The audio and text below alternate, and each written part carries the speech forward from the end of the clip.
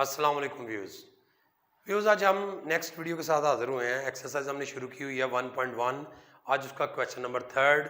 तो question number third को करने से पहले ये देखें y is equal to F of X. इसको रीड किस तरह करेंगे? y is the function of x.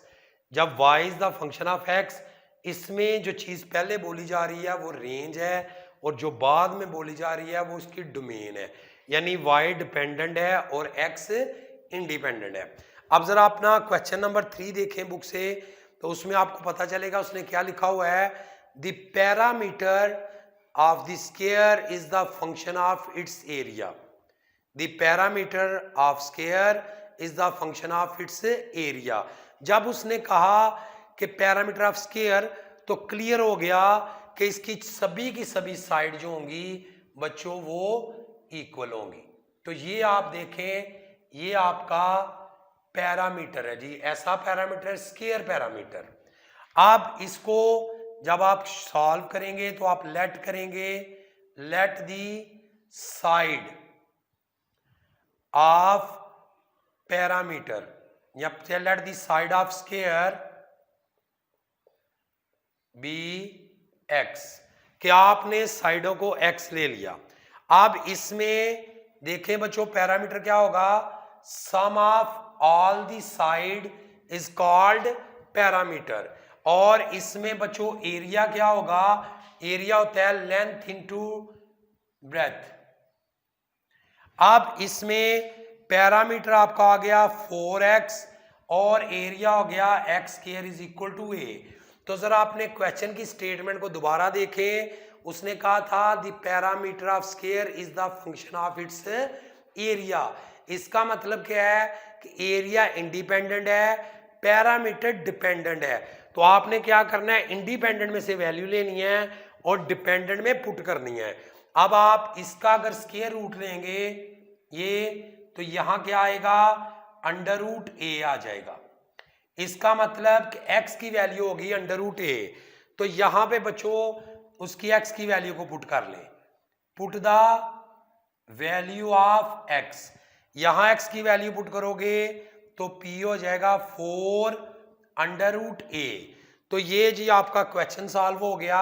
अब इसको जब रीड करोगे तो यही करोगे, the parameter is the function of its area. Meaning ये हुआ कि अगर आप एरिया को चेंज करते जाओगे तो पैरामीटर उसके मुताबिक चेंज होता जाएगा।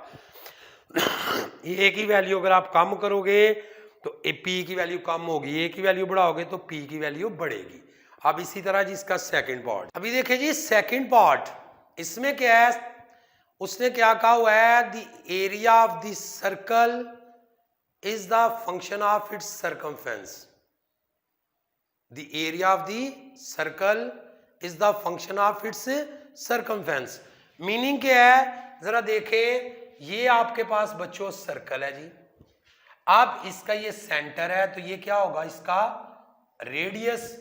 जब आप इसको सॉल्व करोगे आप लिखोगे let the radius of circle be R. आपने जो रेडियस है उसको क्या ले लिया है? आर इक्वल कर लिया है। अब इस सवाल की स्टेटमेंट पे गौर करो तो बेटा एरिया पहले आया है, सरकमफेरेंस बाद में आया। इसका मतलब एरिया डिपेंडेंट है और सरकमफेरेंस क्या है? इंडिपेंडेंट है। तो बेटा फार्मूला क्या है एरिया ऑफ सर्कल का? एरिया ऑफ सर्कल का फार्मूला है पाई आर स्क्वायर और सरकमफेरेंस क्या है जी? 2 पाई आर। तो मैंने क्या बताया है कि आपने इंडिपेंडेंट में से वैल्यू लेनी है और डिपेंडेंट में वैल्यू पुट कर देनी है। अब देखें, यहां से आर की वैल्यू लोगे सी 2 पाई, ये आपके आर की वैल्यू आ गई जी। अब आर की वैल्यू लेके यहां से इसमें पुट करना है, तो करेंगे put the value of R. जब आर की वैल्यू पुट करेंगे तो पाई ये आएगा C over 2 pi R square. अब देखें जी, आपने यहां पे आर की वैल्यू पुट की है तो ये क्या आएगा? ये आएगा पाई सी स्क्वायर ओवर 4 पाई स्क्वायर। ये पाई पाई से कैंसिल हो जाएगा और ए, तो आंसर क्या आ गया? आंसर आ गया ए सी स्क्वायर ओवर 4 पाई। तो ये बच्चों आपका आंसर आ गया जी, ये आपका आंसर है जी। A is equal to C square over 4 pi जी। तो ये सेकंड पार्ट। अब देखते हैं जी थर्ड पार्ट। जी बच्चों थर्ड क्वेश्चन क्या है, the volume of V is the function of its area. अब यहां पे वॉल्यूम पहले आया है और एरिया बाद में, इसका मतलब वॉल्यूम डिपेंडेंट है और एरिया इंडिपेंडेंट है। Volume of cube, volume of cube का मतलब क्या है बेटे, कि जिसकी तीनों साइडें बराबर होंगी।